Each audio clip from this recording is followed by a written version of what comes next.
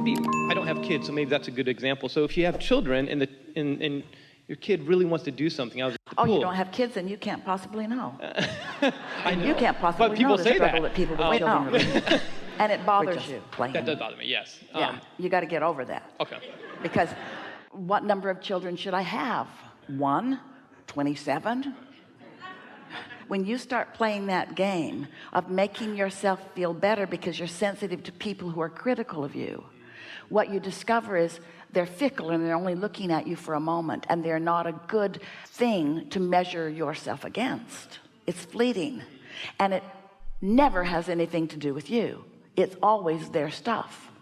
So I guess for me the final question is when you're bumping into people, and let's use kids as an example, and I saw these kids that really wanted to stay at the pool and their parents wanted to take them home because they needed to go home. The kids weren't super happy about it.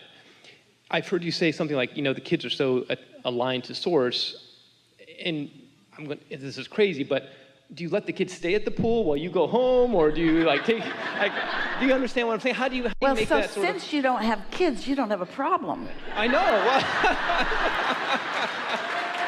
So from your perspective, here's the way we would stay in alignment about this. We would acknowledge that all of them, parents and children, are having a step one moment because they have a disagreement about what they want. And since they've hooked themselves together and they believe that they must have the identical experience of either all being there or all going someplace else, it's very convoluted. You couldn't get to the bottom of that if you spent all day talking with all of them about, in other words, you could tell the children that you need to be considerate of your parents, and you could tell the parents you need to be more considerate of your children, and you could tell the parents they're tuned in, tapped in, turned on, they're having a good time. You're old fuddy-duddies. Why don't you get tuned in, tapped in, turned on? It could go round and round and round and round, and you would never find any resolution about it. So what do you do in a situation like that? You ask yourself, am I having a step 5 moment or a step 1 moment? If you're having a step 5 moment, then as you're acknowledging that, you're acknowledging that they're having contrast that is serving every one of them. You know that these kids are launching rockets of desire, and you also might acknowledge that none of them are under the influence of source. All of them are disconnected from source. Therefore, all of them are feeling the pinch of being disconnected, is too strong a word, but pinched off from it. And every one of them is blaming the other one for the way they feel, which is going to get them nowhere. So what you acknowledge is this is a step 1 moment that they are all having, and I'm having a step 5 moment as I'm observing them having a step 1 moment. Unless you've got something stuck in your vibrational craw and it's activating all those times you didn't get to stay at the pool, and it's bringing up for you all of the injustices because while you don't have kids, you were a kid. Yeah, sure. So it gives you an opportunity to know if you've got something stuck in your vibrational craw, which you don't need to have now. Understanding the laws of the universe can free you from all of that just by acknowledging, am I under the influence of my inner being or under the influence of something else? Esther is discovering something really interesting. This will help you.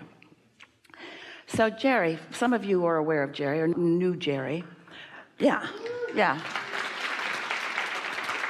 Jerry was deliberate about life long before he met Esther, and they lived a really happy, deliberate life together. And Jerry was a businessman, and in his process he had business beliefs that were sort of guarded in nature.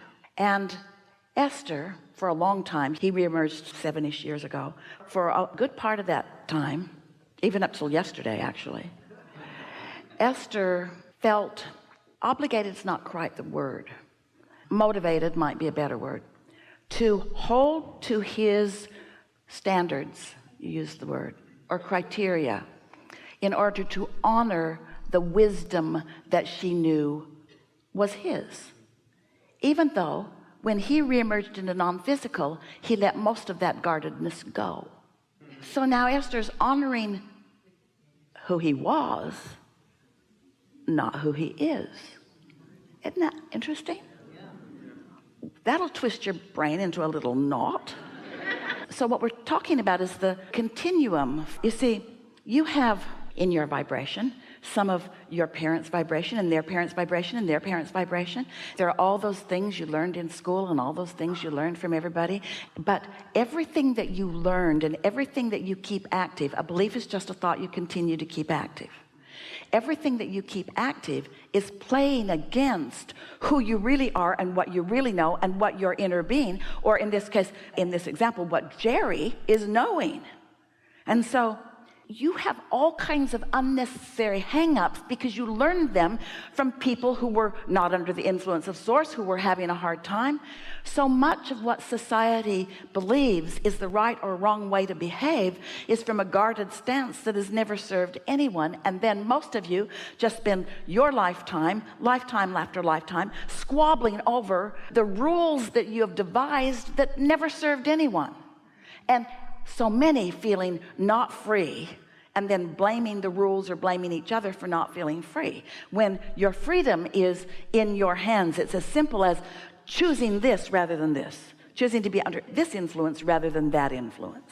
And standards are just a clever word for saying that we're just putting rules on things that we think are right that could be completely contrary to what our source or our inner being is telling us. It's not necessarily bad, but I had a conversation at the beginning today about goal setting, or the difference between being motivated or inspired. People around you are wanting to motivate you to do it the way they would like you to do it, because these parents, if they've really put their foot down and if they've really trained their children, what I say goes. And I know you're going to have a good time in the pool today, but at some point you're still going to be having a good time and I'm going to be over it.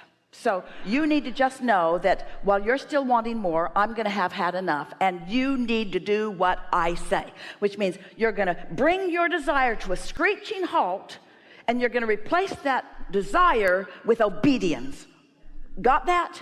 Because if you don't have that, we're not going to the pool at all. That's sort of how the physical world treats you, because they don't understand that everyone can have what they want, that in this vortex is what everyone wants. Parents don't want to go leave their children at the pool alone. They've got all these guarded things.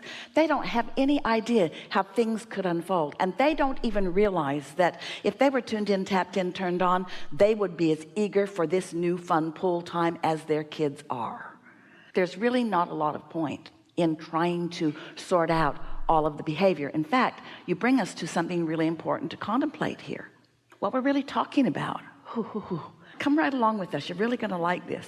What we're really talking about here is me in my human form trying to orchestrate situations so that there's a physical outcome that will be pleasing, as compared to me in my physical form lining up with who I really am and feeling joyful in this moment, regardless of what the activity is.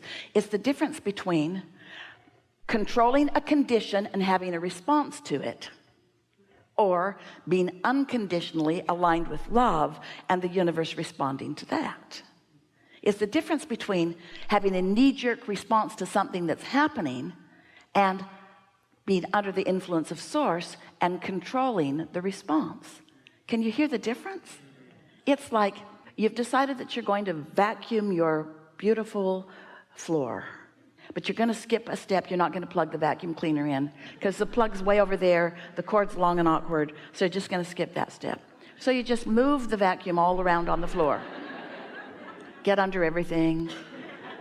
If there are rugs, you leave tracks on them, and you don't really get the job done that you intended to do because you left out the most important thing, which was getting plugged in first. And that's what a lot of people do. They go through the motions of the action without getting plugged in first, and then they blame the way they feel or the unhappy results that they're getting from the others who they are involved with. Even though to somebody from outside, it would look like they accomplished the same thing. It could actually be completely different. Somebody outside couldn't see it's plugged in. They're like, oh, look how responsible they are vacuuming their floor.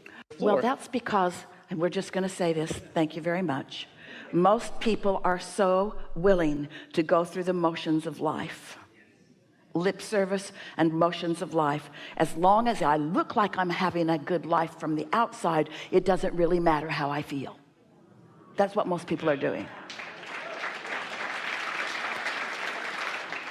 Only thing that matters is how you feel, because you're an extension of source energy. And source energy is joyful.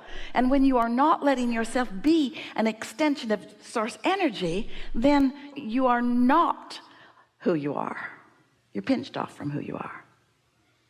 Lovely.